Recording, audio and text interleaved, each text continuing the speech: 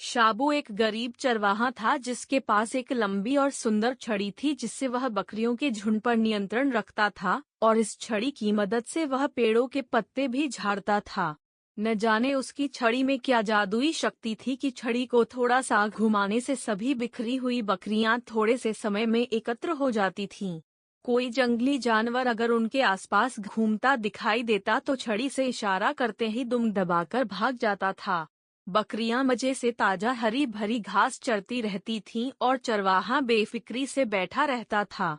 दिन ढलने तक शाबू चरवाहे का यही नियम था। इस गांव में सबसे बड़ा आदमी बेन खलीफ था जो कई एकड़ जमीनों का मालिक था। उसके पास सैकड़ों की संख्या में गायें, भैंसें, भेड़ें और बकरियां थीं, जिन्हें एक बड़े अहाते के अंदर बाड़े में रखा गया था। इस बाड़े के साथ ही गलहबानों, चरवाहों और किसानों की झोंपड़ियां थीं।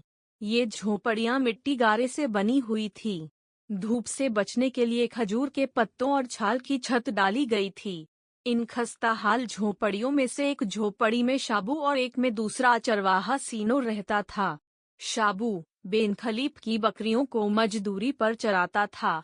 सुबह से शाम तक बकरियां चराने के बदले बेन खलीफ उसे सिर्फ एक सिक्का देता था। यह छड़ी शाबू के बाबा की यादगार थी। उसके बाबा नेक और निहायत इबादत गुजार बड़े थे। के कारण वे एक छड़ी को जमीन पर टेक कर उसके सहारे चलते थे। शाबू बाबा की इकलौती औलाद था। वह भी अपने बाबा की तरह कानाहत पसंद और नेक लड़का था। बाबा की आखिरी निशानी यह छड़ी बाकी रह गई थी। इस छड़ी से उसे बहुत लगाव था। इसने छड़ी को बहुत संभाल कर रखा हुआ था। यह करामाती छड़ी उसके बहुत काम आती थी। सीनो भी बेन खलीफ की भेड़ें चराने पर मामूर था। शाबू की बकरियां समय पर चरने जाती थीं और समय पर ही वापस आ जाती थीं। बकरियों की देखभाल, सफाई, सत्थराई और हिफाजत शाबू खुद करता था। उसकी कई बकरियां अच्छी, मोटी और फुर्बी थीं। ढेरों दूध देती थीं और उनकी तादाद में भी तेजी से इजाफा हो रहा था। यही वजह थी कि बेन खलीफ शाबू से खुश था और उनके बकरियों के गले की जिम्मेदारी भी सौंपने का फैसला कर चुका था। सीनो चरवाहा, जो शाबू का पड़ोसी भी था, वह शाबू से सूहिट हसद करता था। उसे बस आराम से गुजरा था। उसे शाबू की तरक्की पसंद नहीं थी। वह मौके की तलाश में रहने लगा था कि किसी तरह भी मालिक की नजरों में शाबू को गैर जिम्मेदार साबित कर दे। एक दिन सीनो को मौका मिल ही गया। उसने शाबू की छड़ी चुरा ली और इसी जैसी दूसरी छड़ी रख दी। हसद के मारे उसने असली छड़ी के टुकड़े करके उसे घने जंगल के बीच जमीन में दबा दिया।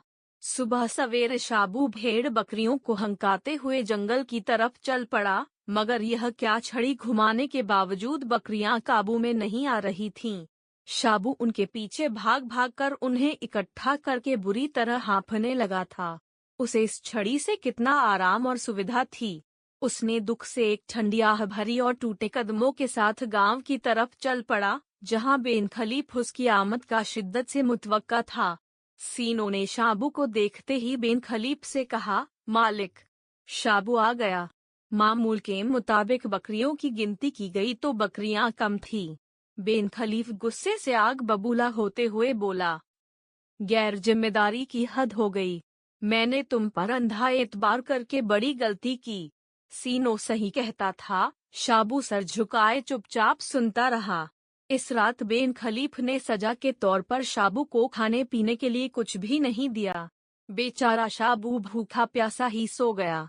सुबह होते ही बेन खलीफ ने कोठरी में आकर उसे जगाया और बोला, एहसान फरामोश लड़के, मैंने तुम्हें मुफ्त में पालने के लिए नहीं रखा, रोज एक सिक्का देता हूँ।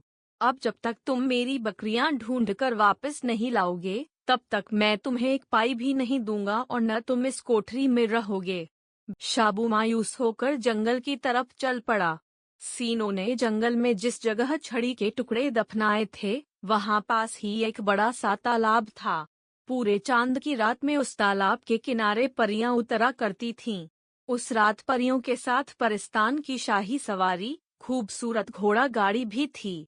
गाड़ी में जुता हुआ घोड़ा तालाब के आसपास उगी हुई घास मजे से चल रहा था कि अचानक घोड़ा बिदक कर उछल पड़ा।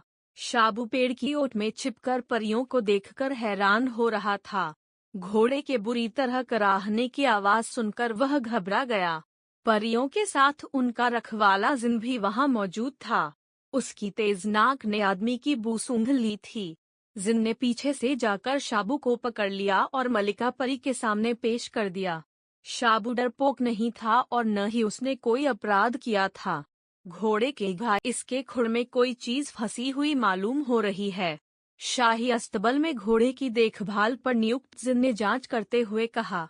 घोड़े के खुर में चुभी हुई चीज कोई कांटा नहीं, बल्कि टूटी हुई छड़ी का बड़ा सा नुकीला टुकड़ा था। शाबू अपनी छड़ी को अच्छी तरह पहचानता था। यह देखकर वह उछल पड़ा और बेइख्तियार बोल उठा, आह, मेरी प्यारी छड़ी, तुम यहाँ हो। सारी परियां शाबू को गुस्से से घूरने लगीं। रखवाला जिन आगे बढ़कर बोला, गुस्ताख, तुमने हमारी मलिका के घोड़े को जानबूझकर जख्मी किया है। शाबू ने बेखौफ होकर कहा, आपको गलतफहमी हुई है। मेरी छड़ी तो सही सलामत थी, कल कोठरी से गायब हो गई थी और अब यहाँ इस हालत में मिली है। शाबू की बेखौफी से साफ जाहिर था कि वह सच बोल रहा है। रखवाले जिन को छानबीन के लिए इंसान का रूप धरकर बस्ती में भेजा गया। पता चला कि यह कारस्तानी सीनों की है। उसी ने शाबू को मालिक की नजरों में गिराने के लिए छड़ी के टुकड़े करके जंगल में दफना दिए थे। मलिका परी के हुक्म पर रखवाला जिन सीनों को उठा लाया। सीनों मलिका परी के कदमों में पड़ा था। उसे अपना अपराध कबूल करने में एक पल भी न लगा। मलिका परी ने शाबू की छड़ी तोड़ने, उसे परेशान करने और मालिक से पिटवाने के जुर्म में सीनों को सख्त सजा सुनाकर परिस्तान के कैद खाने में कैद करने का हुक्म जारी कर दिया और शाबू को उसकी पुरानी छड़ी के बदले एक नई खूबसूरत जादुई छड़ी दे दी, जो चांदी को सोना बना देती।